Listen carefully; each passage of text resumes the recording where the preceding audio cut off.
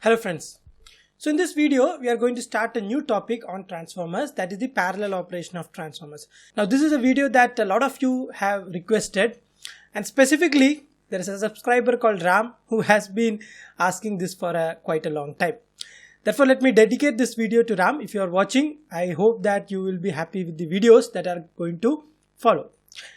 And one reason why this takes a little bit of time is because I want all of you to come to the same level as I am to understand this particular topic. If I take parallel operation of transformers without teaching you a lot of aspects regarding transformers, I cannot ensure that you will be able to understand the topic. So I want this course to be in a structured manner, and if I put a topic right in between the course without explaining anything or giving you the necessary tools in understanding all these topics properly, that would not justify the vision and the efforts that are being put into making this course. Okay. So Ram, again, I hope you are going to be happy with these videos, and let us start with the parallel operation of transformers. Before beginning with all these things, see, parallel operation of alternators we have already seen.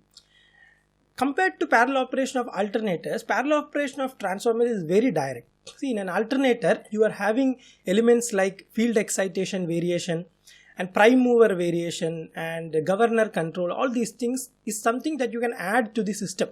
But transformer is a simple static device, right? You just connect, the transformer is just staying there. You cannot control the field excitation. There is no control over the prime mover. There are no concepts like that. So compared to parallel operation of alternators, parallel operation of transformers is very direct. So if you have understood the course till this point of time, understanding parallel operation is nothing as compared to what efforts have to be done in understanding parallel operation of alternator. Therefore, this will be a comparatively simpler topic. Okay. So just like any parallel operation, we are having some advantages of why to connect systems in parallel. Okay, so we will see some advantages and we will see the necessary conditions what are required. So first one is same as what you see in the alternator case. It is higher reliability, because when you are having a number of transformers connected in parallel which are supplying a load, even if one transformer gets damaged, a part of the load can be supplied. For example, you are just having one transformer to supply the entire load. The problem is that if that transformer gets damaged, the entire load will get affected. But if you are having multiple transformers in parallel, what happens is that even if one transformer is getting damaged, a part of the load, not the total load, part of the load can be supplied. So that ensures higher reliability of the power system.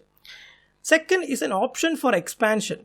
Okay, option for expansion. So if you have the concept like paralleling of transformers, tomorrow if the load demand at the distribution side increases, okay, so what you can do is that you can connect a transformer which can handle the additional load. Okay, so for example, 5 transformers can supply only this much load. If you add a 6th transformer in parallel with all these things, it will be able to take the excess load. So that is an option for expansion while using parallel operation of transformers.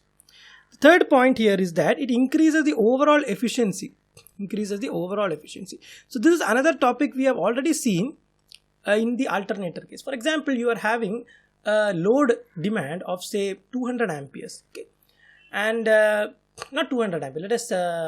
Let us see that it's a 200 amperes.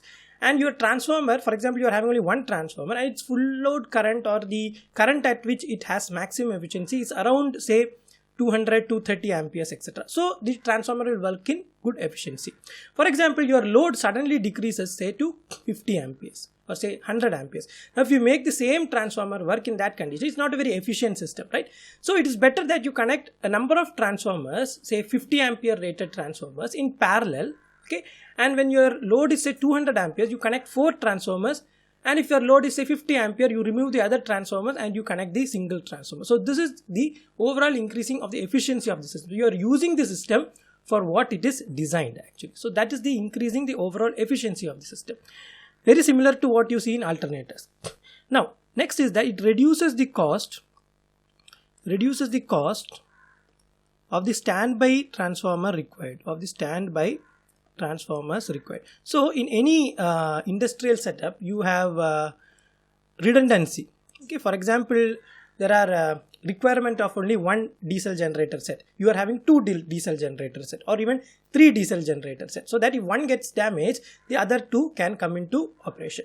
So for example, you are having a transformer which is only one transformer you are having in the system, and you are it is having a 200 ampere load. Okay, it's having a 200 ampere capacity, and if that has to have a redundant transformer, it should also be of 200 ampere because you are having only one transformer of the system.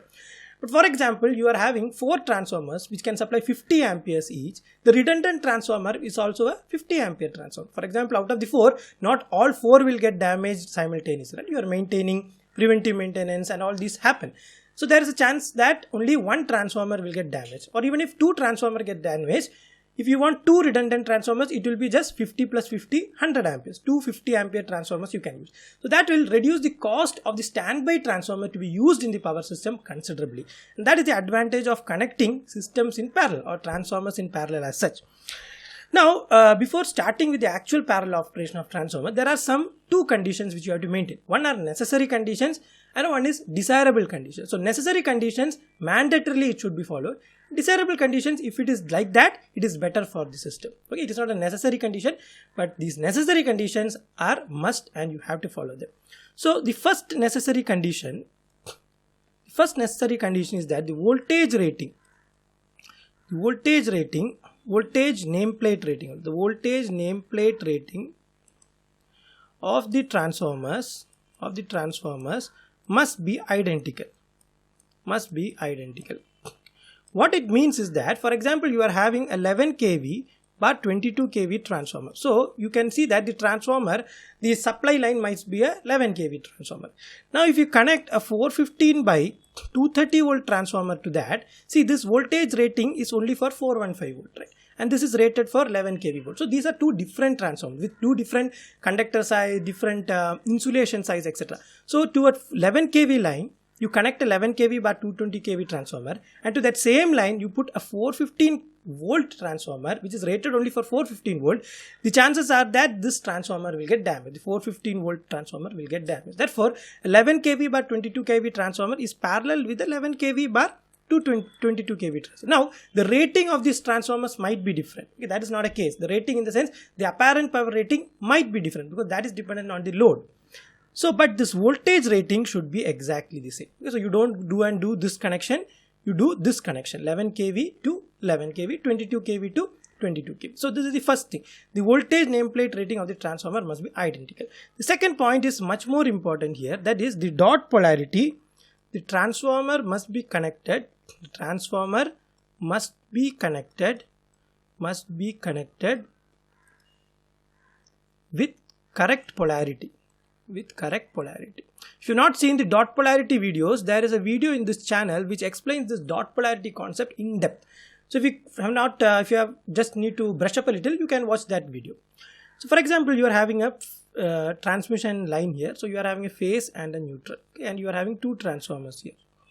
So these are transformers with same nameplate ratings, okay, and let me mark the dot polarities here. So these are the dot polarities.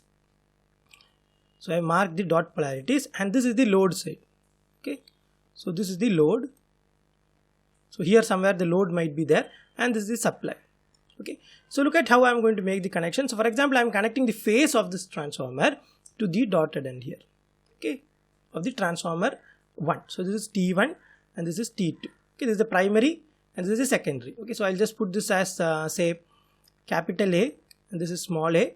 And this is capital B and this is small b. So I'll write it as transformer A and transformer B. So primary is for, capital letters for primary, small letters for secondary. And to the other end, let me connect the undotted end. And here also I'm going to maintain the same thing. So the phase is connected to the dot. Here also the phase is connected to it is better to do these configurations and not do any experimentation because the damages you cannot predict. So here I'm going to connect the undotted end to the neutral line. Okay, now one mistake I can make when I am connecting these secondaries, okay, in parallel, is that, for example, I connect the dotted end to this particular terminal here. Okay, so this phase has come here, so the dotted end has come here, and the undotted I am connecting to the neutral point here. Now if I connect the dotted end to this point here, to the neutral point, and the undotted end I am connecting to the phase section. So for example, this is marked like this. So this is EA, just dotted end I am taking as positive, and this is EB, right? So if you write a KVL equation here, if you write a KVL equation and find what is the current through this loop, which is like this loop here between the transformers, you will find that if I start from here, you get EA, okay, and then from here you will get another EA plus EA, right? So that means now if this impedance, total impedance of this loop is Z, so you can find that there is a current which will flow through this transformer, which is called circulating currents, and the circulating currents can damage the transformer, okay? And so this is not what we want to do. So this is not the connection that we are supposed to do. So in the secondary side, you should maintain the dot polarities properly.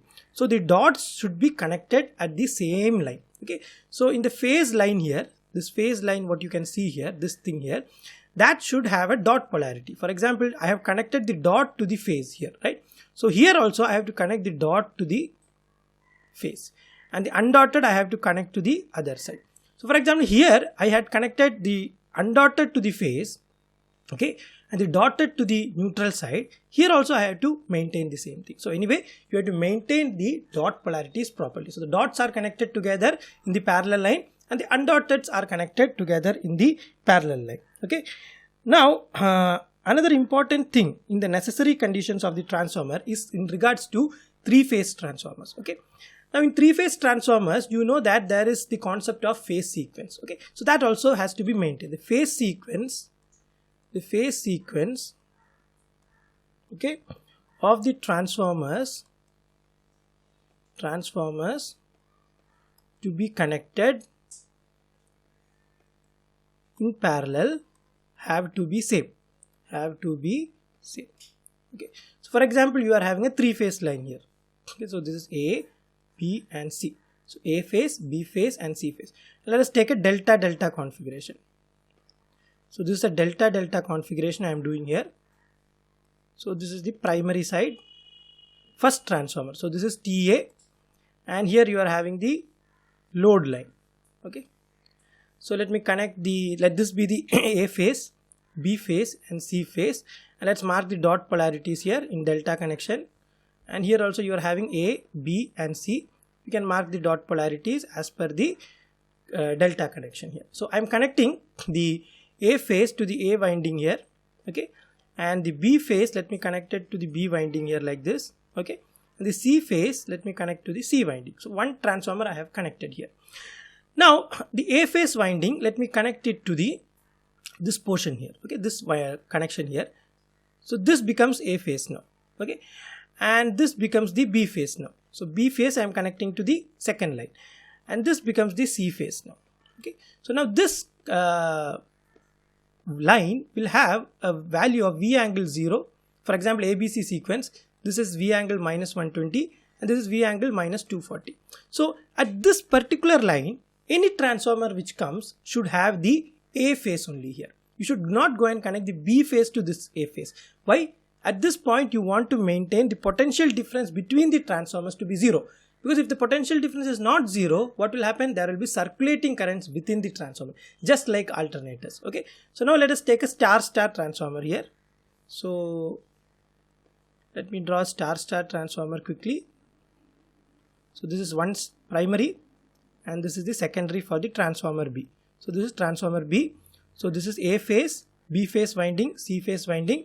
This is A phase winding, B phase winding, C phase winding. And let me mark the dot polarities also. So this is dot here, dot here, dot here, dot here, dot here and dot here, okay? So let me first connect the A phase winding to the A phase. So once you mark all these things, it is easier to connect rather than just marking it randomly, okay? So let me connect the A phase winding here, okay?